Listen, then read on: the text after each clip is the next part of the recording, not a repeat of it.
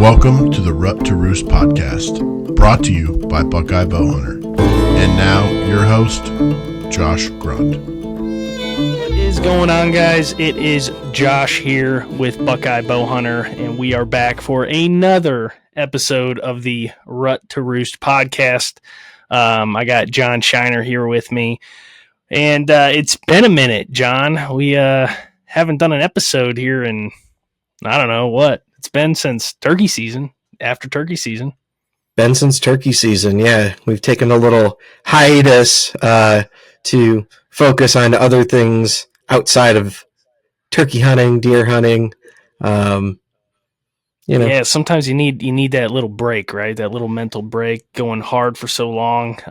It doesn't seem like it while it's happening, but like that jump from, hunting deer all year or all fall, and then that little gap between the end of deer season and turkey season seems like it takes forever, but in the grand scheme of things, it's not that long of a break. You know what I mean? And usually I'm kind of hyped that whole time. So then by the time turkey season's over, it's like you almost need a month or two to just kind of go do other things. Me and my girlfriend went to the beach, and work's been busy. So I agree. Yeah, it's coming up almost July here. So it's about time to start doing some serious thinking about. Oh yeah. Yeah. We took our little 2-month break, recharged, spent some time with the family, but I'm getting the bug. It's coming back. I'm catching myself watching YouTube videos of deer hunting, and I don't know. I'm getting the fire inside is growing. There's been a couple cool mornings here lately. Like this morning was kind of cool, and I walked outside, and it kind of has that like rain smell. You know what I mean? And yeah. It's way too early to be feeling like this, but I know exactly what you mean, man. So let's just kind of talk real quick.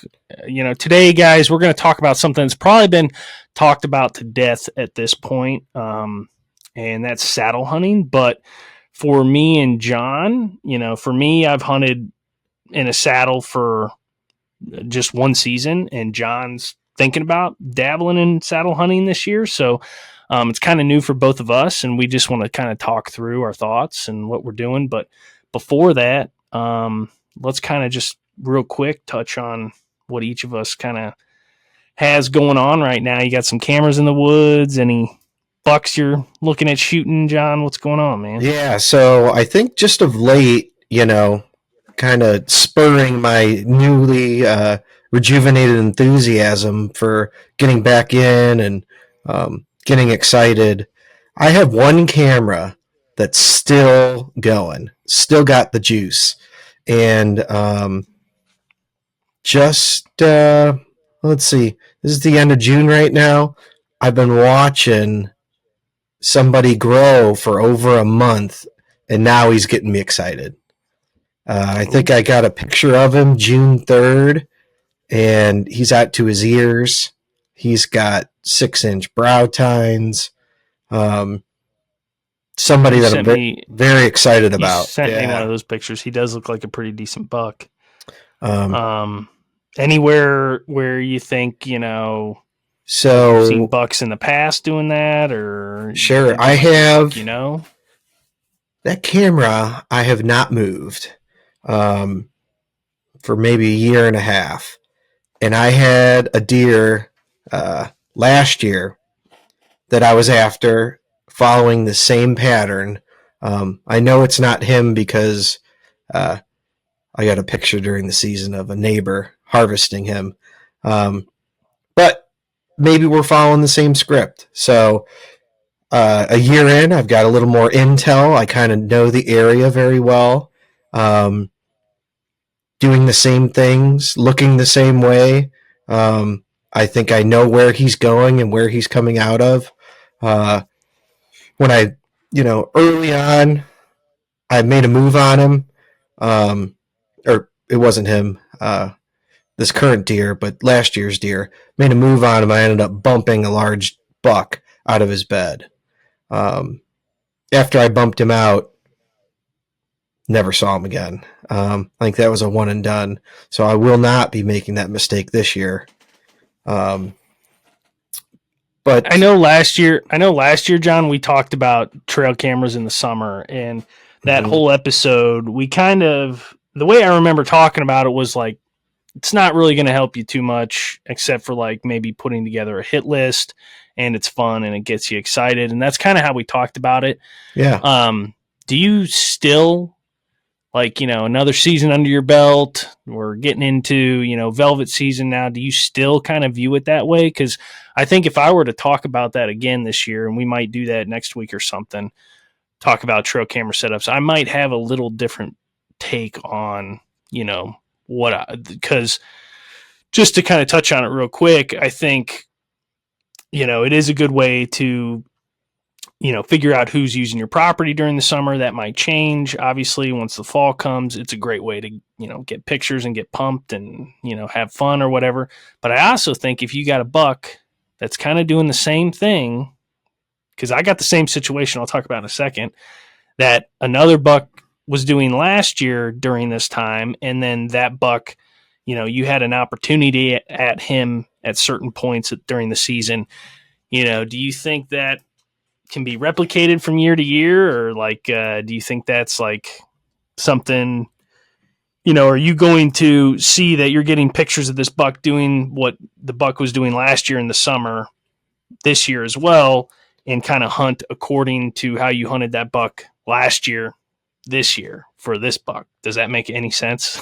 no, it does. I think I'm going to implement a combination of that. So places that I typically get summertime bucks, I'm probably still going to put those cameras out because, like I said, summertime cameras are fun.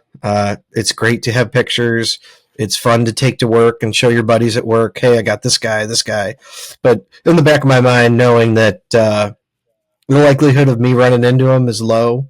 But I think I'm actually going out to my property this weekend with all intentions of refreshing my cell cameras and getting them into certain areas, and doing a little summertime scouting. I think my main thing I'm going to be looking for is oak trees and acorns budding. I don't know if that's too early. I'm going to try. But I know I did some late season scouting last year, and a couple of spots really perked my interest that I need to be there. And I think I'm going to hang my cameras knowing very well that they may be dormant or I'll get a picture here and there. But no, with the intent that come September, come middle of October, that spot is going to light up. And I'll be not have been in there because I don't need to be. Camera's doing my work for me. I'm not going to go using. What kind of batteries are you using? You think you'll get, if you put it in a spot where it's not going to take a ton of pictures, you're probably not going to get the battery up. Yep, I'm not putting it on food. So for example, there's one spot that I found that looked to have a perennial scrape, a big, car hood, a trail that makes sense. And I'm going to hang one on that. And knowing very well, I'm probably going to get around a does a day, or less. But that scrape, I have it there for October when, maybe that's a doe trail and then it's going to be a buck running behind, checking, and I know where it's at. I know how to get in. I have multiple access points to get in there. It's a solid spot. I'm excited for it. Yeah, that's always a big question. Like during the summer, it's like, because a lot of times, you want your cameras to be in a certain spot all summer. So you're getting those pictures of those velvet deer, corner of fields, bedding areas, transition areas, things like that. But then when October or late September comes around, it's like, I want to go in and move all my cameras to like acorn trees or scrapes, maybe early scrapes or something like that. And then you want to, mid-October, you definitely want to get your cameras on scrapes. It's like, how often do you want to go walking around in the woods, even in the summer? Like, I don't know. What are your thoughts on that? Just real quick before we kind of move on. Yeah. What are your thoughts about how often walking around in the summer, how do you go about it? When you do go, are you worried about anything? So in the forecast, Saturday is going to be a gully washer. So I have all intentions of getting out, probably bumping deer, fine. But I'm going to get in there, get these cameras. I know where I want to go. So I'm literally going to walk in with a stick, with a backpack full of cameras, and I'm going to go up one stick, and I'm going to put my cameras in. I'm going to implement, a couple of screw. I don't know if you've ever seen them, the screw holders for the cameras, so I can angle them down at the perfect angle. Yeah, they make it really easy. You don't gotta fiddle with a freaking stick. But I'm going to get them all up. I'm going to carry in a stick. I'm going to go up 8 feet. I'm going to point that thing down at a scrape. I'm going to have 3 of those. And then I'm going to have a couple others. Well, at least one, like you said, a fun spot, corner of a field, just to see who's walking around. Because I can't. Put your camera on that bean field again. Yeah. Put your camera on that bean. That's going to be refreshed. Yeah. It's not beans. I drove by the other week. It's corn. So that's going to change a lot. So we got some things to figure out, me and you, because the last 2 years it's been beans. But we could leave that for another day. I like corn, man. Corn is if I had an opportunity, if I had to pick like the farm that I hunt, do I want it to be all beans or do I want it to be all corn? I would choose corn every time, every day of the week, dude. So I think you're probably going to see a little bit different stuff. You'll probably get more daytime movement. You'll probably be able to sneak in there better than walking through a bean field. That's going to, all of a sudden be a really good route to enter stands and stuff like that, depending on how you access. But yeah, we can talk about that another time. But yeah, man. Well, that's cool. You got a big buck on camera. Yep. Hopefully you keep getting pictures of him. I hope. I know I was out there maybe a month ago, threw out some mineral, and I just put a regular SD card camera on that. I had been laxed and didn't put mineral out last year at all. But the mineral site was I still got fresh tracks in it. They love it, yeah. Still hit it forever. Yeah, I put out, so right, maybe the weekend after deer season, I put out 3 different mineral spots, same spots that I usually go to every year, and they were getting hit. I just put out a fresh trophy rock at each spot, and I got probably, 7 Tacticams out right now that are all fresh, and I've been getting pictures on several of them. There's a couple of them, man, on the back 40 property. I've been getting definitely 2 shooters, maybe 3 different shooters. The one is like a really nice, really like big looking 10-pointer, and it looks like his G2, G3, and G4 are all coming out of like one spot. It's kind of weird looking. It looks cool. I don't know how to explain it. Yeah. And then the other one I think is this really old buck from last year that I tried to get Bryce to kill. And I think we got on that buck. I think he's back and he looks almost the same. He's just got like these giant clubs coming out of his head right now, but they're like freaking this big around on the ends, man. And he's just cool, tall. So he's gonna be cool. But the one that really has me excited is I got a really big 10-pointer, and he's 5 inches past his ears on either side already. And I got several pictures of him on the Frank farm.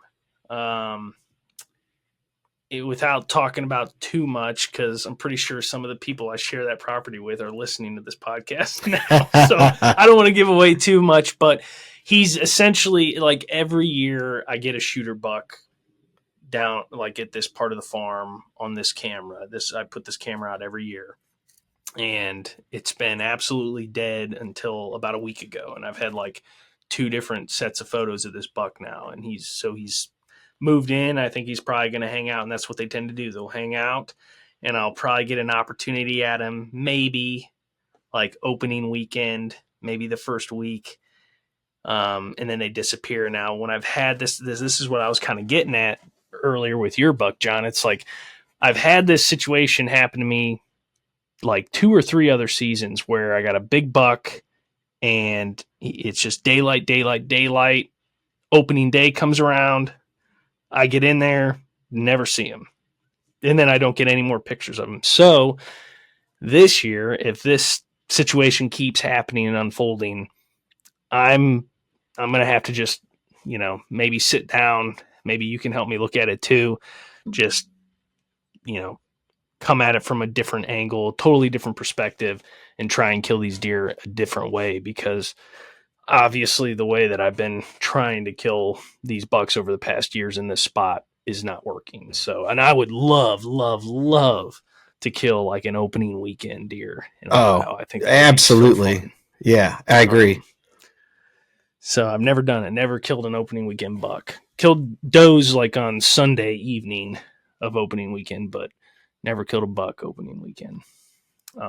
Hey, let's bucket list. Let's check it off. Yeah. Come on. Right. I'm excited. So yeah, I'll throw some of those pictures that we're talking about up on the video. So if you guys are watching this on YouTube, you can see what bucks we're talking about. And just know a lot of times, it's kind of heartbreaking too when you're watching these bucks grow all summer and they look absolutely huge. They look giant. And then that first picture you get of them after they're hard-horned, you're like, what the hell happened? I was getting so fired up about this buck all summer, and now he's like a 125-inch, 10-pointer or something like that. That could easily happen. I've seen, bucks that don't look big when they're in velvet end up being giant deer when they're hard-horned, vice versa. So it's always different. But sure. Yeah, so we are excited, guys, and with that, let's talk about some saddle hunting, man. Yeah. So I'll just jump in real quick. Go ahead, start it off. I've been, since deer season ended, I've been, playing with the thought in my mind, back and forth. This is something I want to get into. Like you said, you can't get on YouTube without seeing a video or a how-to, or it's a very popular thing. So I debated back and forth, is this something that maybe I could do? And I think I've, long thought it over, and I'm going to take the dive. I know you were a proponent of it and an enthusiast to get me going on it. And a couple of buddies at work, same way, call me crazy for not, because they made the transition prior, and they said they're never looking back. So, well, here, this is what I'll say. So I was, I started out hunting with the original lone wolf stands and being mobile that way and hunting public land when I was in high school and stuff like that. And I was diehard hunting out of a stand, and the saddle stuff started getting big. What would you say? 6 years ago? Or even earlier. Years ago, yeah. Started getting like really, really, really popular. And I'll be honest, I was one of those guys. I looked at that and I'm like, what? Like, no way walking around the woods with a diaper. Like, yeah.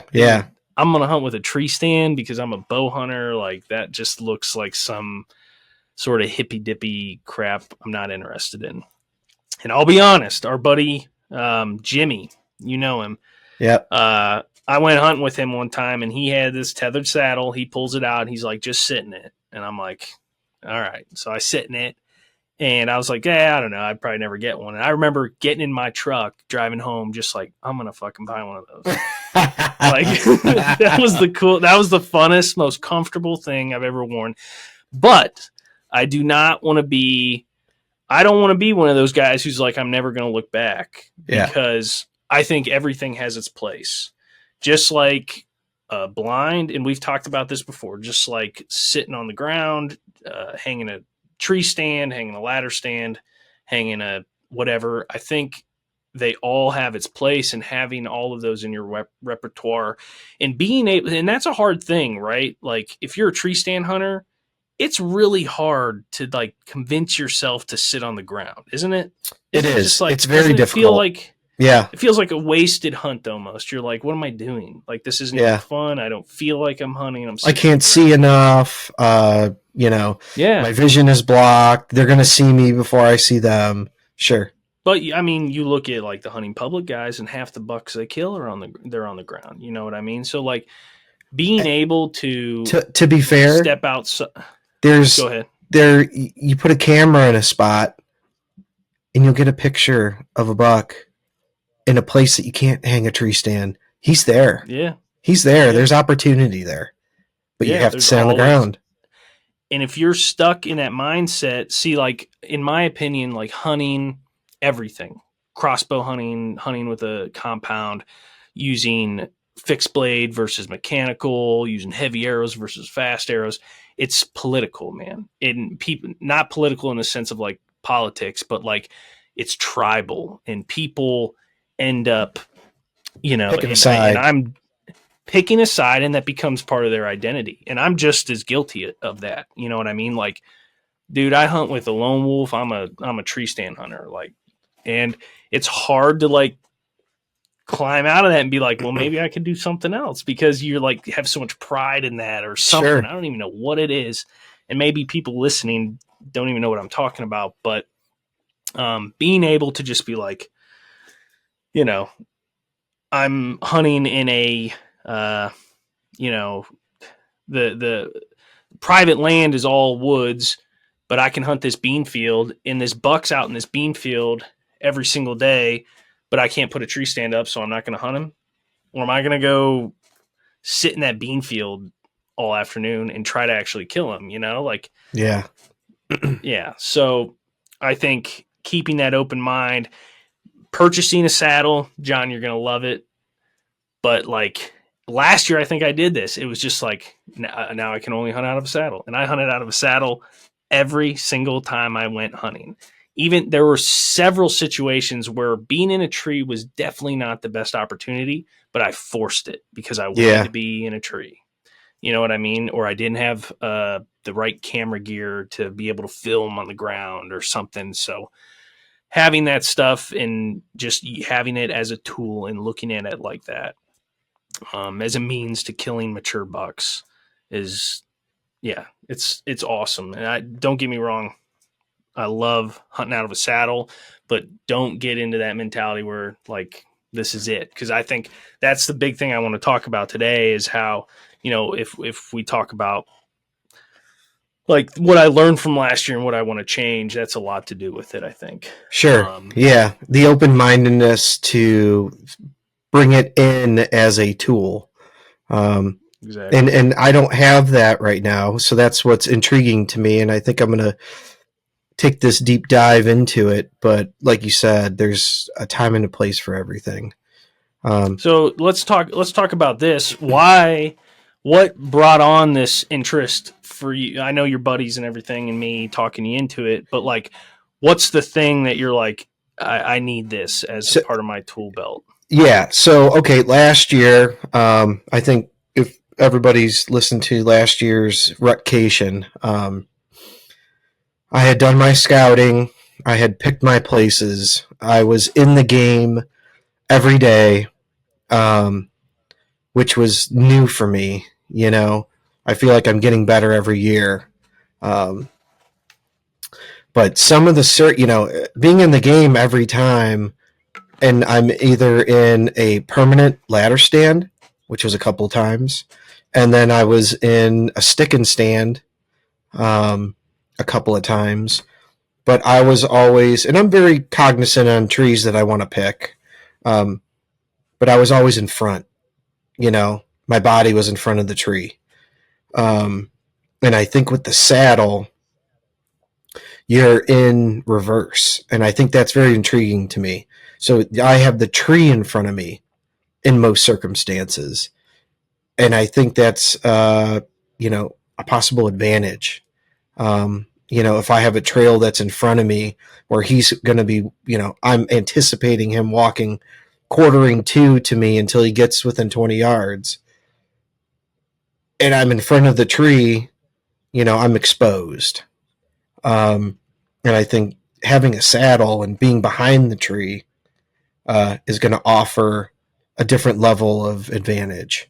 I think that is important. I've always been skeptical of the saddle and the 360 shooting. We'll see until I get one and really put it to work. I know I've sat in a couple, and I don't know. I'm going to have to practice. I think I'm going to have a learning curve. There's a little learning curve. I think you'll get used to it a lot quicker than you think. But I thought what got you into it, or what really convinced you, was walking around them Kentucky hills turkey hunting, and you were like, "There's no way I'm carrying my assault up these hills." No doubt, that was a huge turning point because a piece to that turkey hunt in Kentucky was getting down there and looking around and is this something I want to do? And we had a frickin' blast. I just had a great time. It's a change of pace. It's a new challenge. It'll be mountain bucks versus my, Northeast Ohio swamp and corn, ag fields. But yeah, you're right. We put some miles in down in Kentucky, and I don't know that I'm of the fitness level to be carrying around a stick and stand and all my stuff to do an all-day sit in Kentucky.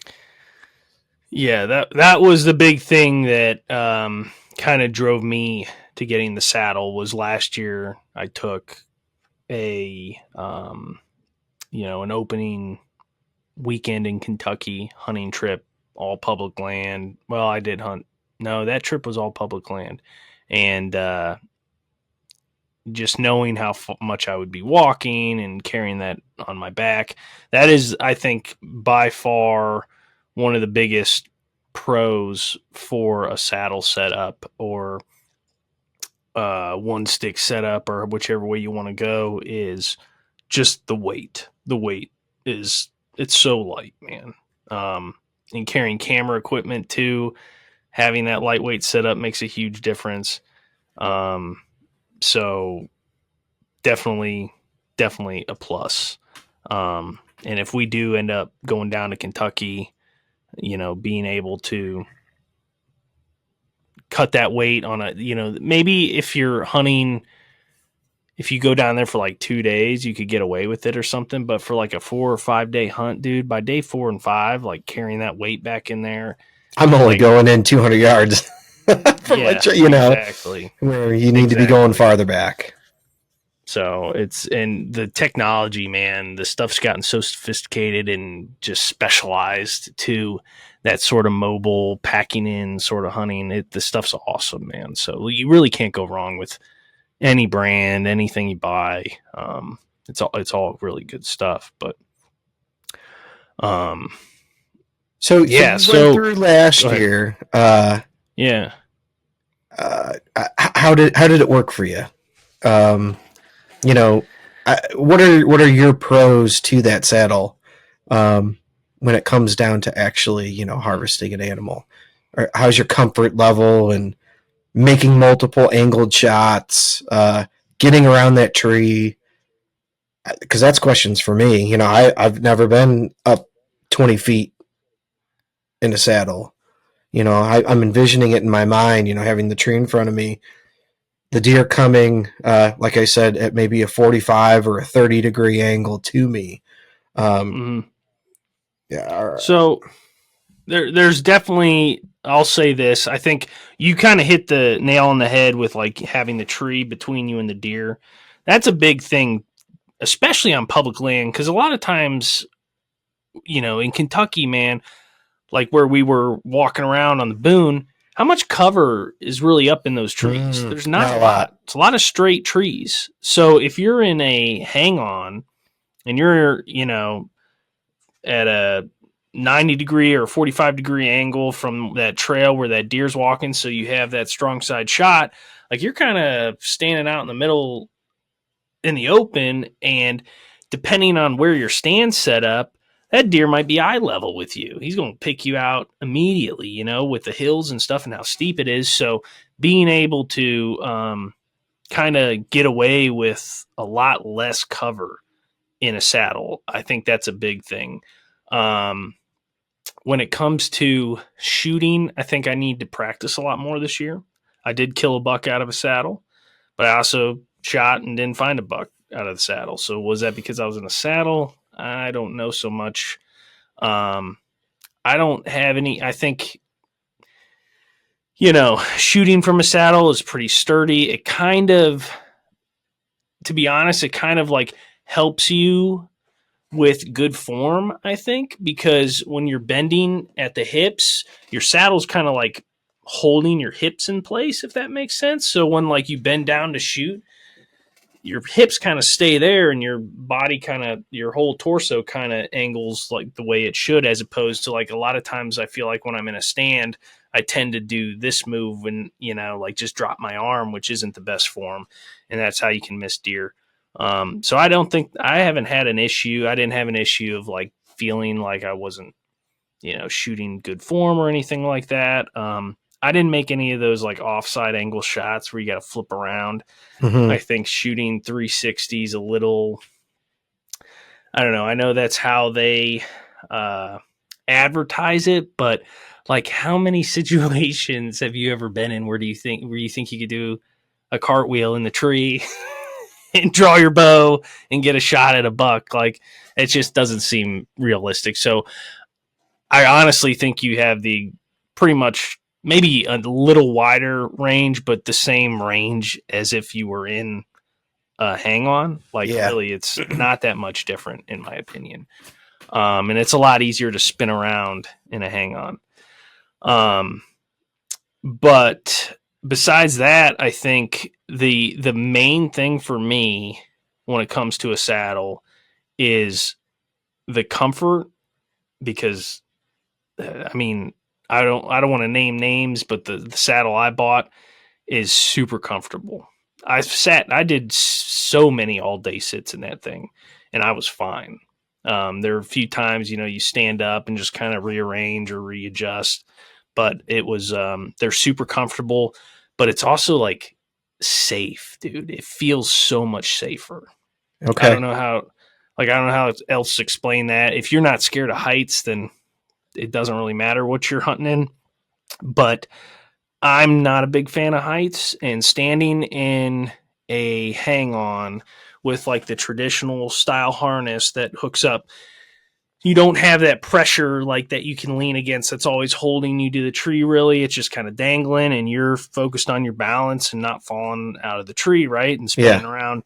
That's always kind of wigged me out, man. Like, I've been hunting forever out of tree stands, and that's all. Like when I get past that like 15-foot range, it's like, ooh, I've always felt that way. And getting in a saddle is like,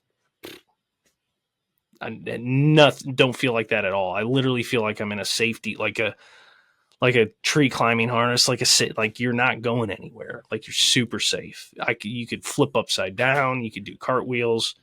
You ain't coming out of it. You're not falling out of it. And that gives you a lot of confidence with making shots, with leaning out and all that stuff. And just, I don't know, just feel safer. The whole process, I'm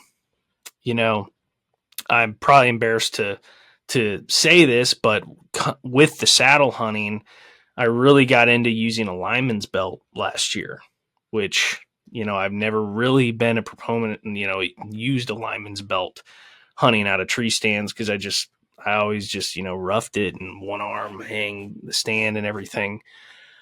Guilty as well. Yeah. Guilty. The older you get, that's so stupid. If you're out there doing that, dumb. Stop it.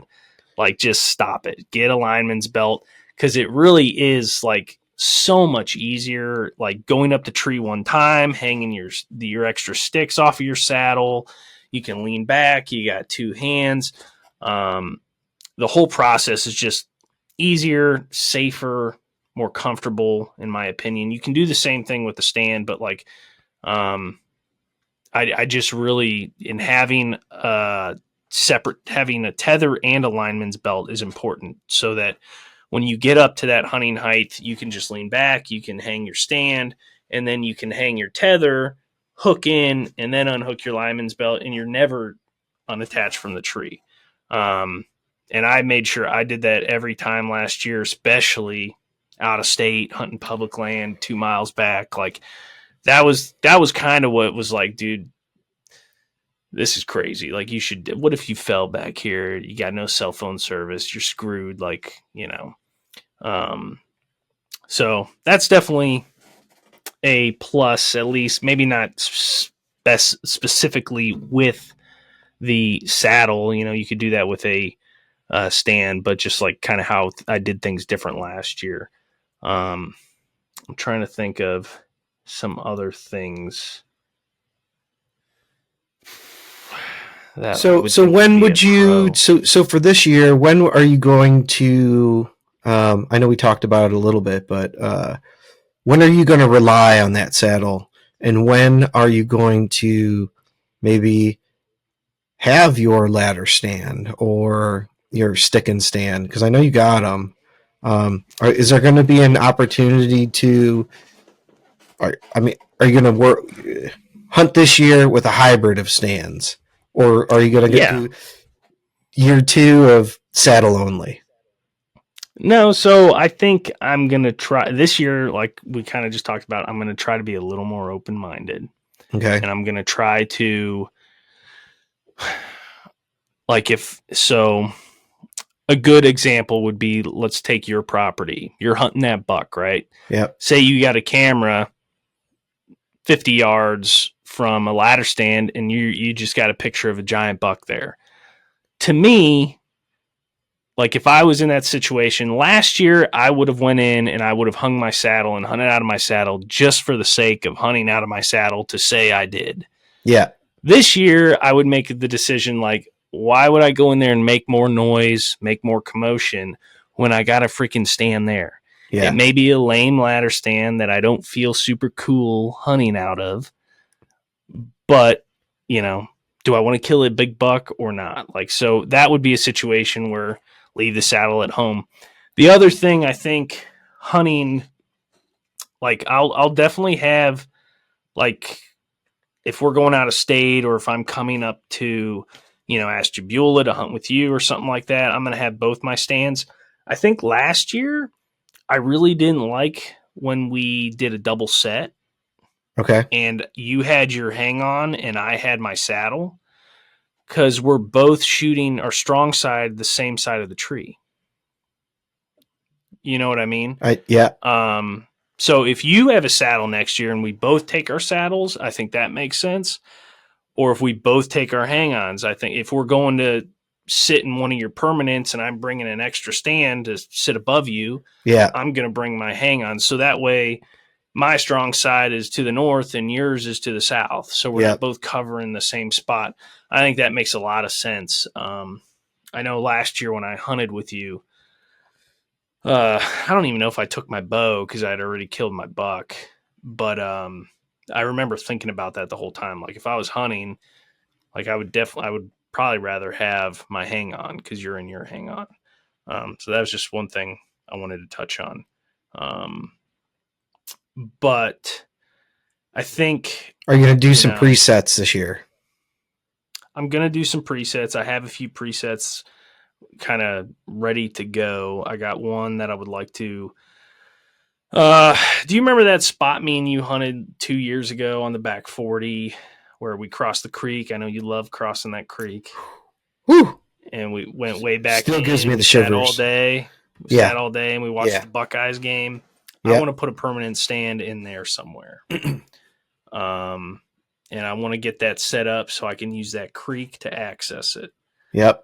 because I think that's going to be dynamite. So that if I don't get any other permanent stand set up this year, like I want to make sure I get that one set up.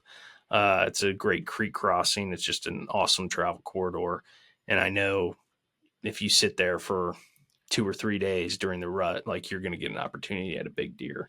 I just get too many pictures there. There's too much sign in there. I've killed too many bucks right in there. I've killed 2 different shooters in there in the last 5 years. So I think I would like to get a permanent stand in there, mostly because that's just a really thick property. So it's kind of all bedding area. It has the feeling of close quarters. Because when we went back there and we were walking in, like at any moment, I felt like we were going to be nose to nose with the deer. The brush was so thick, but they could still meander through it. And you just you couldn't see a far distance. So you could sneak up on stuff, but all of a sudden they're there, you know? So I think you're onto something with using the water to skirt that thick area and just don't even go in there. There's no need to walk through it. Yep. And the thing about that property is if you've ever hunted a clear cut, you know, that was not a clear cut, a select cut. That was select cut probably 7 years ago at this point now. It's super thick below, right? Like you said, we're walking through it. You feel like you could bump a deer. And I bump deer all the time. They'll let me get 15 yards from them before they jump up, you know? So that's like not a good thing. And it's not a situation where you want to be, you know, in a bedding area at 5:30 in the morning, hanging a stand, you know, in a select cut where once you get up 10 feet high, it's wide open. Right. And like that sound carries, everything can see you. Like you can't see on the ground in front of you 10 feet, but you can see through the trees a long ways. You know what I mean? So every time I do it, I always regret it. I go into that property in the morning and I hang a stand and I just feel like everything in that entire block is just staring at me, hanging my stand. Ironically enough, how'd you kill your last buck there? On the ground. On the ground. Yep. So I think the buck I killed before him was in the afternoon. So, but I think that, so there's a tree that me and you hunted out of, I think will be a really good spot to put one in because it's really a lot of limbs, really thick. It's kind of down in the creek bottom, so I could climb up it pretty quietly. I'll have, you know, some noise cover and I'll have a lot of cover up there. So that'll be a really good spot to keep a permanent stand. And that's the good thing about a permanent stand. If you're hunting anywhere that's like super tight to a bedding area, you know, on the edge of like, you can get away with it a lot of times if you're in really windy conditions or, you know, maybe you're tight to a bedding area, but the bedding area is like behind some topography or something like that. You can get away with hanging stands. And I've done it before, tight to cover like that. But really, ideally, you would want a permanent setup that you can just slip right in like nothing ever happened. Then that setup's been there for an entire season. You know, the deer walk right by it. They don't think anything of it.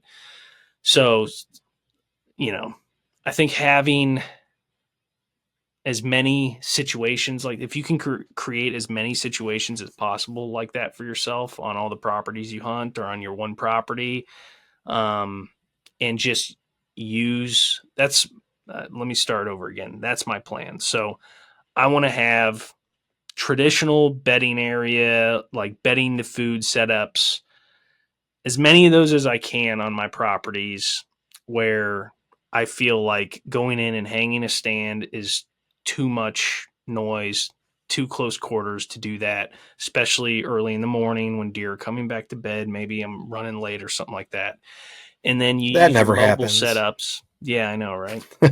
You use your mobile setups, use your lone wolf, use your saddle to, you know, maybe October 15th, that's when the saddle comes on for the next month because you're chasing sign now. Now those, maybe those hang-ons that you have set up are 50, 60 yards out of range of where you wish they would be, right? Because the sign's over here this year now, or now they're crossing this because a beaver dam showed up, or they're just doing something different and using, your saddle and your mobile setups to chase fresh sign during the rut or leading up to the rut, so that's kind of my plan this year. I think.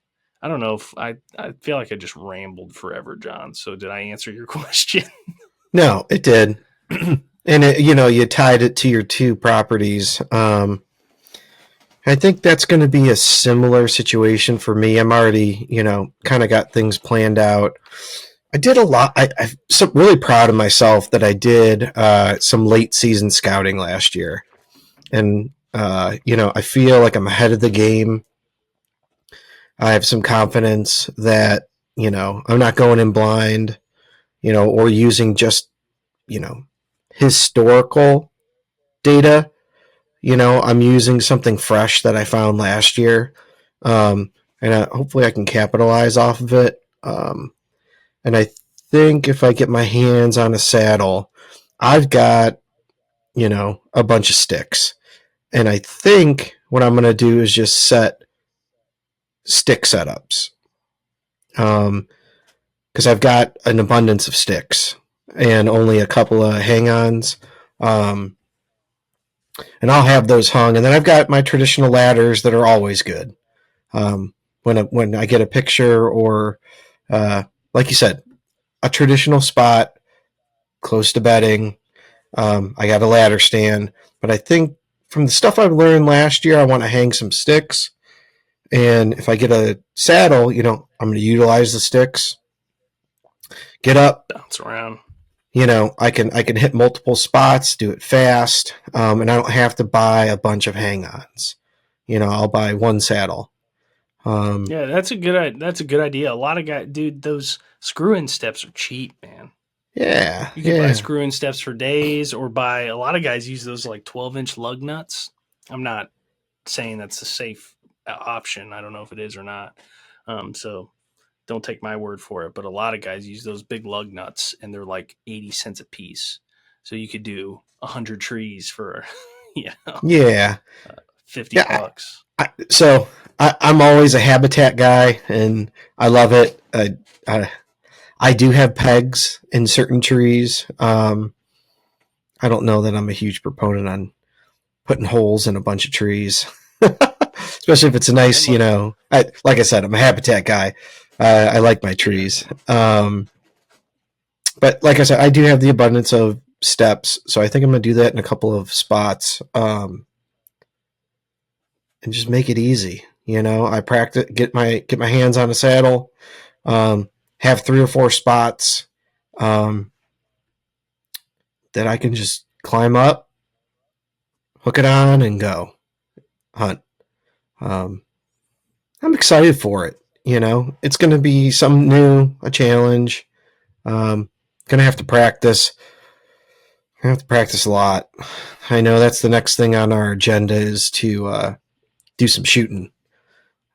Absolutely.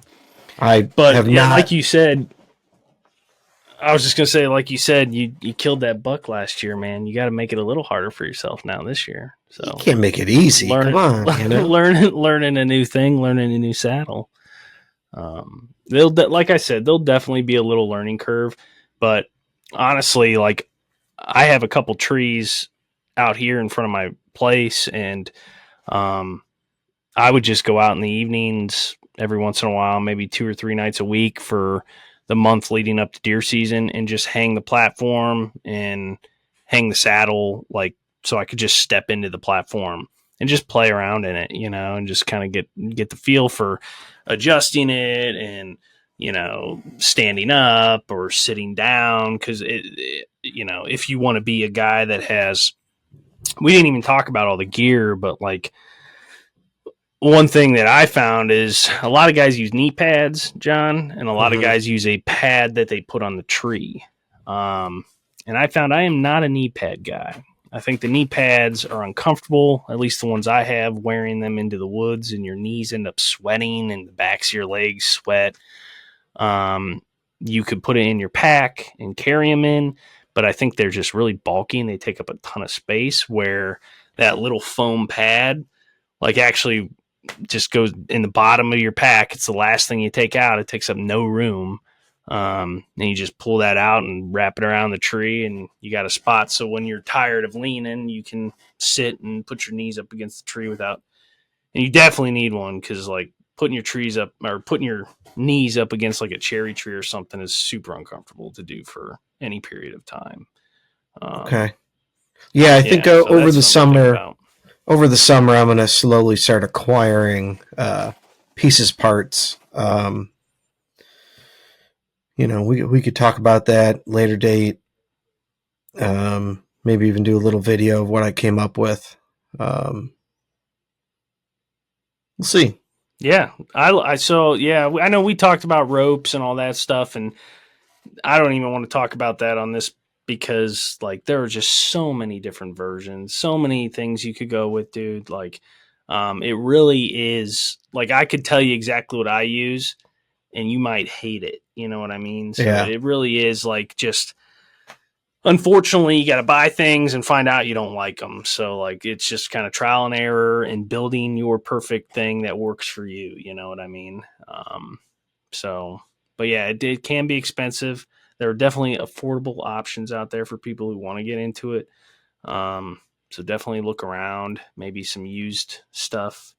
Archery Talk always has a bunch of stuff, especially like platforms and sticks and stuff like that, if people are looking to be more mobile. But yeah, it's fun, man. I like it.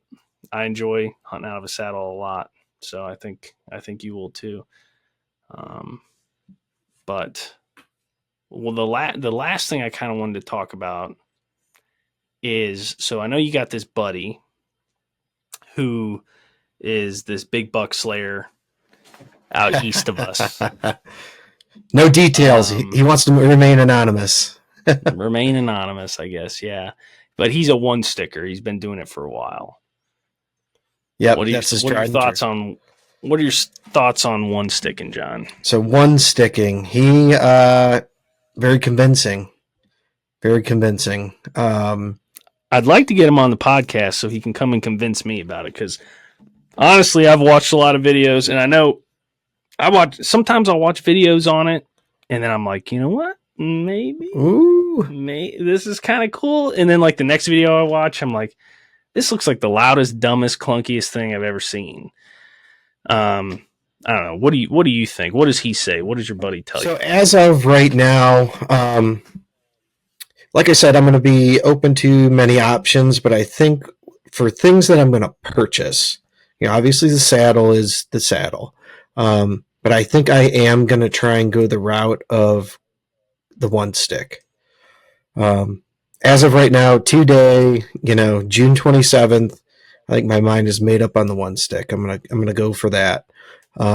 Just for the fact of getting up, I think like you said, there's downfalls to getting up. It's going to take maybe not a little bit more time, but in comparison, getting up and getting down. So getting up is going to take a little bit. And it's going to take some practice. But getting down, you're literally down and out by less than 5 minutes. I know with the sticks, it's going to take a minute to, break down your setup and get out of there. If this isn't a preset. So I think there's a benefit there. The other thing with the one stick is I know there's ways around it, but I don't know that I'm going to want to go through the effort of climbing a tree that has many branches. I know you can work between a lineman's belt and your tether and work your way over branches. Because with the one stick, you're constantly walking your tether all the way up, right? There's probably people listening to us right now who are screaming like, "You have no idea what you're No, you don't know what you're doing." Yeah, yeah. And to be honest, I don't. This is just an observation of a guy that's never sat in a saddle and never done any. I don't even have a saddle right now. Well, we've watched videos. We kind of know how it works, but Sure. I mean, do you see yourself using that system like on your farm, on your property? So I think Ashtabula? I do, because I Really? think I'm going to be making. Again, I thought out of the box last year and tried some new spots, and I think I got to go farther. But when I go farther, I'm maybe brushing shoulders with other hunters and neighbors. And to be honest, I don't want them to know where I'm at.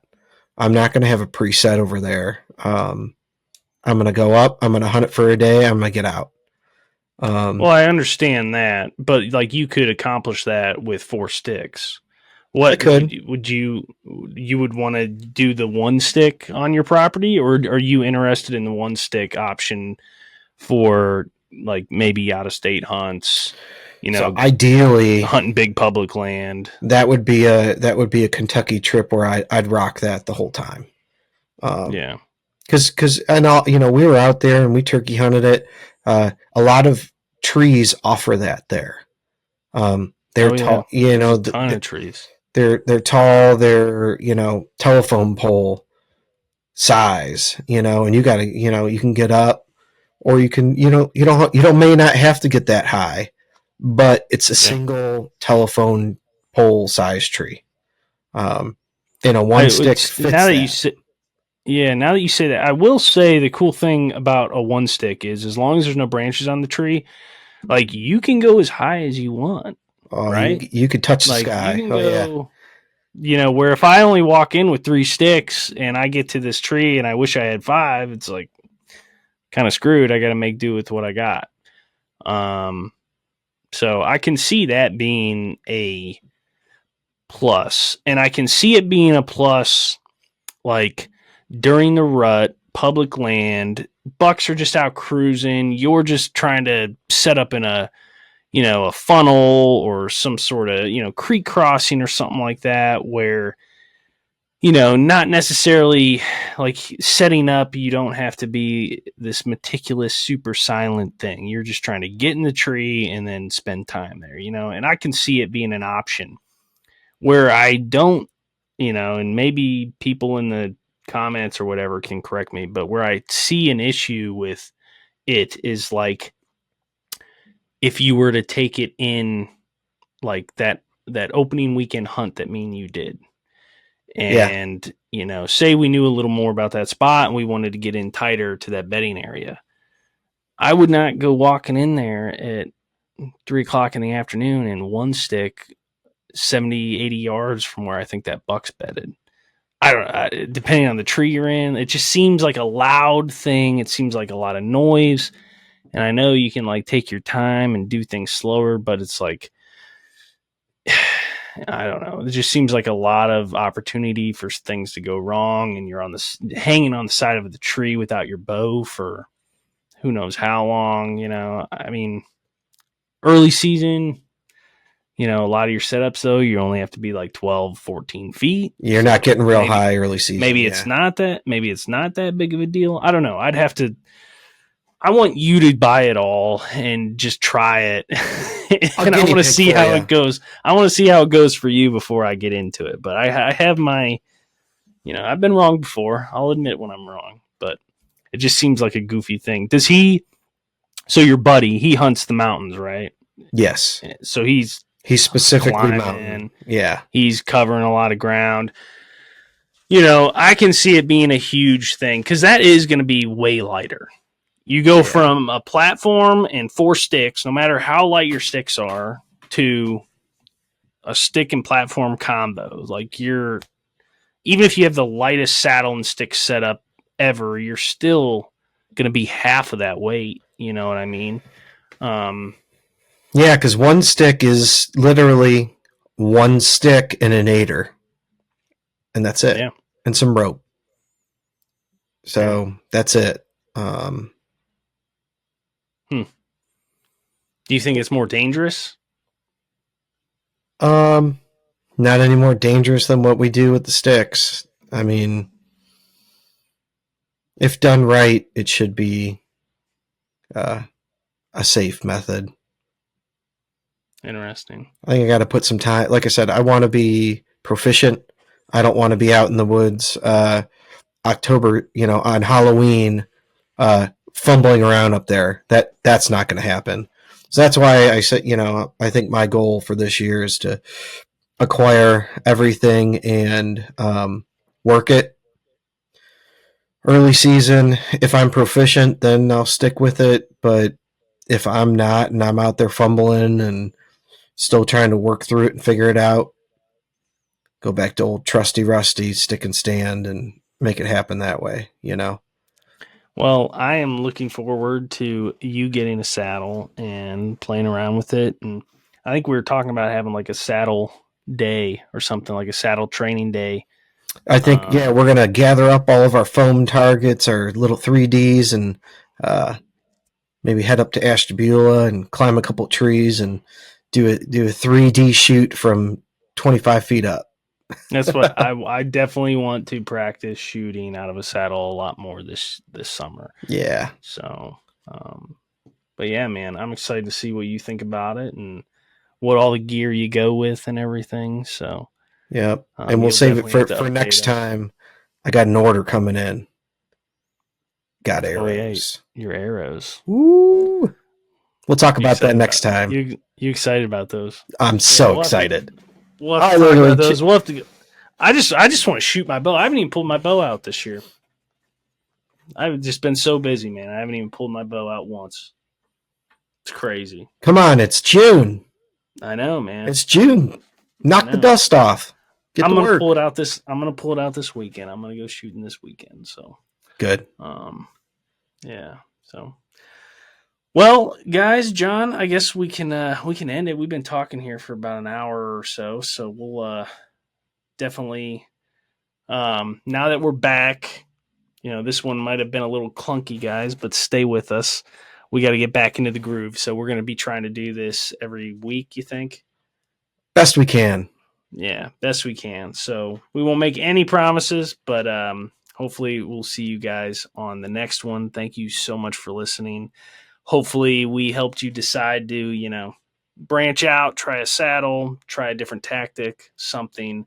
It's definitely going to improve your hunting. If you're only a ground hunter and you go buy a tree stand, or maybe you only hunt out of a tree stand and you go buy a ghillie suit, like trying different things to kill mature bucks is going to make you more effective. It's going to make you think differently about every spot you hunt in, how you could approach these deer. It's just going to make you a better hunter. So, with that said, thank you very much for joining, and we will see you guys on the next one.